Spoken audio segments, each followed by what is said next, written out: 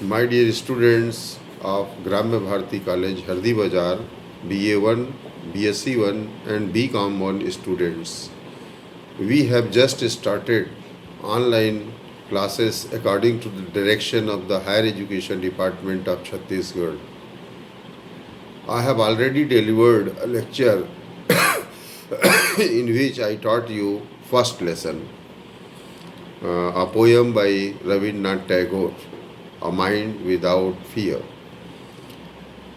In the same lesson, we have also grammar part. In the very first unit, grammar is very important, and in the first lesson, the grammar is about articles and determiners. What is an article? In fact, article is found only in English language, no other language other than English it is found. In fact, article is a kind of determiner. यह एक प्रकार का निर्धारक होता है. Article दो प्रकार के होते हैं, डेफिनिट आर्टिकल और इनडेफिनिट आर्टिकल. ए और एन इनडेफिनिट आर्टिकल हैं और द डेफिनिट आर्टिकल है. यह वास्तव में किसी नाउन के पहले लगाए जाते हैं. ए और एन केवल सिंगुलर और काउंटेबल नाउन के साथ ही आप इनका प्रयोग कर सकते हैं. ए और एन का प्रयोग मैं सबसे पहले बताऊंगा कि कैसे किया जाता है. वास्तव में ए एन का प्रयोग साउंड पे डिपेंड करता है. जब भी हम किसी भी अंग्रेजी शब्द का उच्चारण करते हैं और उसका उच्चारण वॉवेल साउंड से होता है तो उसमें हम एन का प्रयोग करते हैं. अब ये वॉवेल साउंड क्या है? अंग्रेजी में यदि वॉवेल को आप देखें तो वॉवेल 5 होते हैं, ए ई आई ओ यू. परंतु जब हम वॉवेल साउंड को देखते हैं तो ज़्यादा बेटर होगा कि हिंदी वर्णमाला के जो स्वर के अक्षर हैं उनको लिया जाए. जैसे हिंदी वर्णमाला में अ आ ई उ ए ओ अं अह ये स्वर हैं.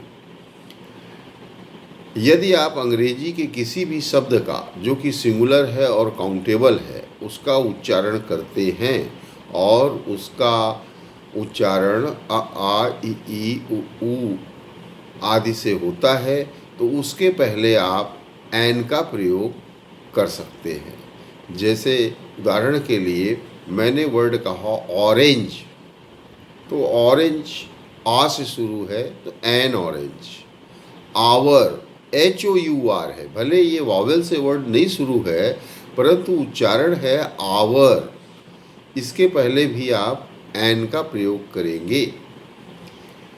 इसी तरह से बहुत सारे वर्ड्स मिलेंगे जिसमें आप आ ई उ का उच्चारण पाएंगे और उसके पहले आप एन का प्रयोग करिए.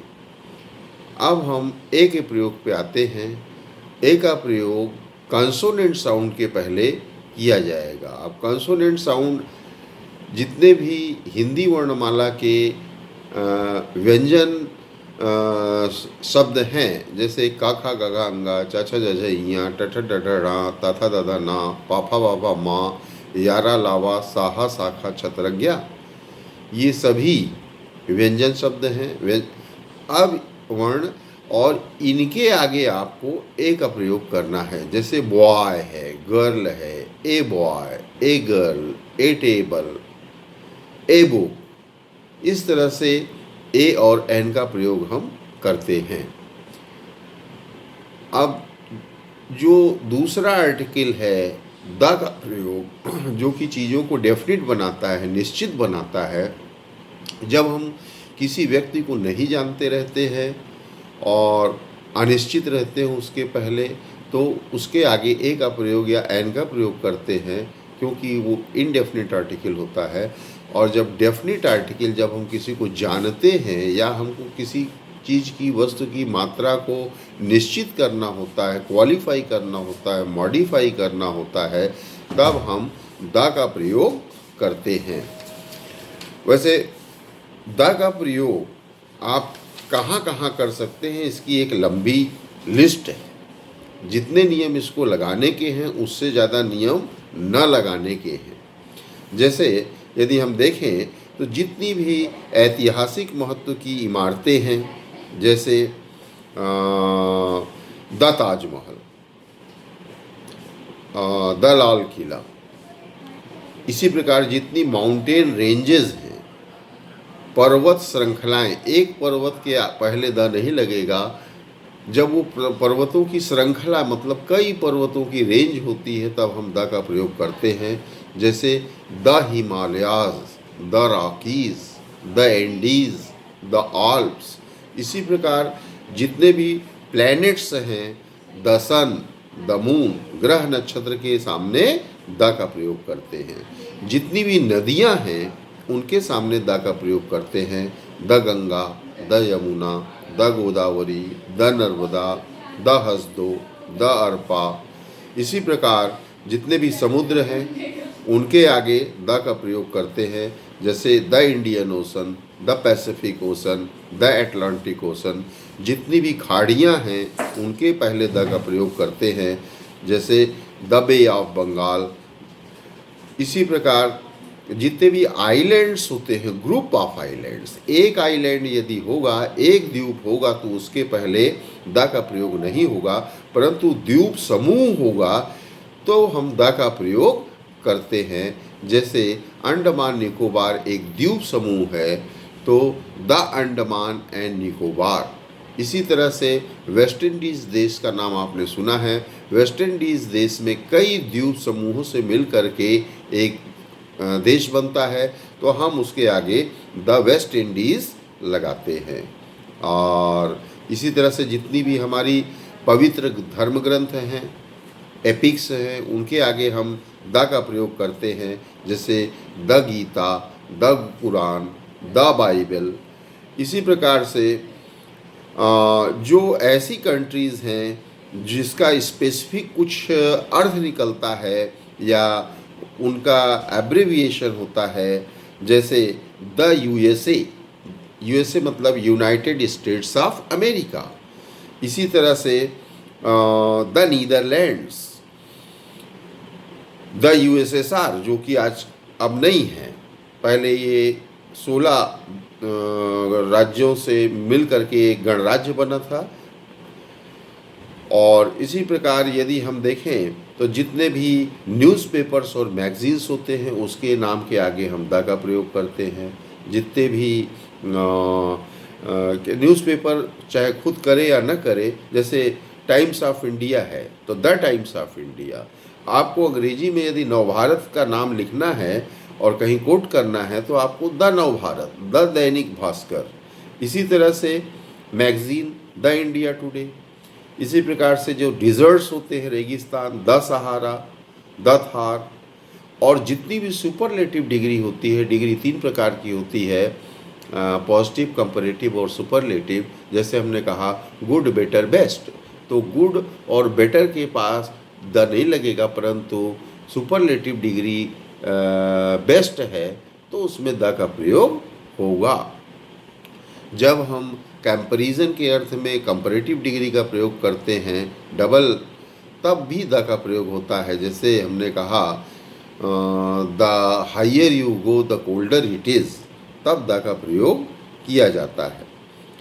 ट्रेन के नाम के आगे आप द का प्रयोग कर सकते हैं। होटल के नाम के आगे द का प्रयोग कर सकते हैं। शॉप्स के नाम के आगे द का प्रयोग कर सकते हैं। इस तरह से ये एक लंबी लिस्ट है द के प्रयोग करने की। और इसके साथ ही आप किसी भी नाउन में द का प्रयोग तब कर सकते हैं जबकि आप उसे निश्चित करें, क्वालिफाई करें, किसी एडजेक्टिव से मॉडिफाई करें।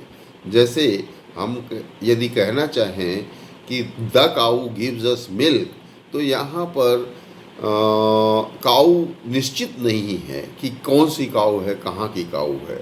परंतु यदि हम कहें the cow of Ram gives us milk, तब ये सही हो जाएगा, क्योंकि अब हमने काउज को निश्चित कर दिया कि ये गाय और कोई नहीं बल्कि राम की गाय दूध देती है। The cow of Ram gives us milk. इसी प्रकार से जितने भी मटेरियल नाउन होते हैं उनके आगे द का प्रयोग नहीं किया जाता है, परंतु यदि आप निश्चित करेंगे चीज़ों को तो द का प्रयोग किया जाएगा। जैसे हमने कहा मटेरियल नाउन में कोल एक मटेरियल है ना, गोल्ड एक मटेरियल है। अगर हम कहें द कोल इज़ गुड तो गलत प्रयोग होगा ये, परंतु यदि हम कहें the coal of Deepika mines is very good तब ये प्रयोग सही है, क्योंकि कोल के को हमने दीपिका का कोयला इसको हमने निश्चित किया है, तो ये सही प्रयोग होगा। इस तरह से एक और डिटर्मिनर है आपके इसी चैप्टर में सम, SOME। सम का प्रयोग भी मात्रा को निश्चित करने के लिए किया जाता है, जब कि इसका अर्थ कुछ होता है तो सम निर्धारित करेगा कुछ के अर्थ में। इस तरह से हमने देखा कि पहले चैप्टर में आपके आर्टिकल्स का प्रयोग किया गया है और उसकी एक्सरसाइज दी गई है। उस एक्सरसाइज से आपके एग्जामिनेशन में कम से कम 2 या 3 नंबर के या लगभग कभी कभी 5 नंबर के आर्टिकल पूछे जाते हैं, और जो सेंटेंसेस उसमें दिए हैं वही सेंटेंसेस पूछे जाते हैं। मैं आपको वो एक्सरसाइज दिखा रहा हूँ, यूनिट 1। ये एक्सरसाइज है आर्टिकल की, और इसमें जो एक्सरसाइज दी हुई है वो भी दिखा रहा हूँ। ये आपको दिखा रहे हैं कि इसमें एक्सरसाइज में बहुत सारी सेंटेंसेस दिए गए हैं। इसको मैं PDF बना करके इन एक्सरसाइजेस को भेज रहा हूँ आपको, और आप इसकी प्रैक्टिस करिए।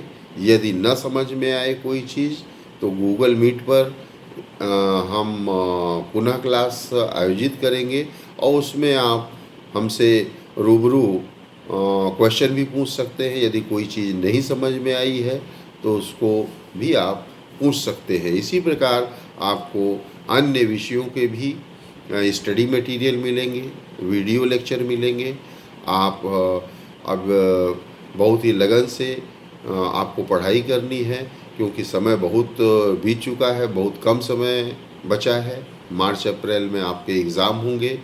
अब आप डेली ऑनलाइन पढ़ाई करेंगे, और जो भी समस्या है वो गूगल मीट पे जब भी क्लासेस आयोजित होंगी या जब आप आएंगे तो उसमें आप अपने निदान प्रश्नों का कर सकते हैं। हम ऑनलाइन आपको टेस्ट भी उपलब्ध कराएंगे, उसमें आपको question answer, unseen passage, grammar items सब कुछ पूछा जाएगा। इसलिए आप तैयारी अच्छी रखिए। और एक चीज़ विशेष और कि टेस्ट में यदि आप कम नंबर पाएंगे तो आपका रिज़ल्ट प्रभावित होगा, क्योंकि आपके टेस्ट के नंबर मेन एग्ज़ाम में जुड़ते हैं। इसलिए आपको मेहनत करनी है। आप इंग्लिश फाउंडेशन की बुक खरीद लीजिए और डेली उसको पढ़िए, प्रैक्टिस करिए। बहुत बहुत धन्यवाद।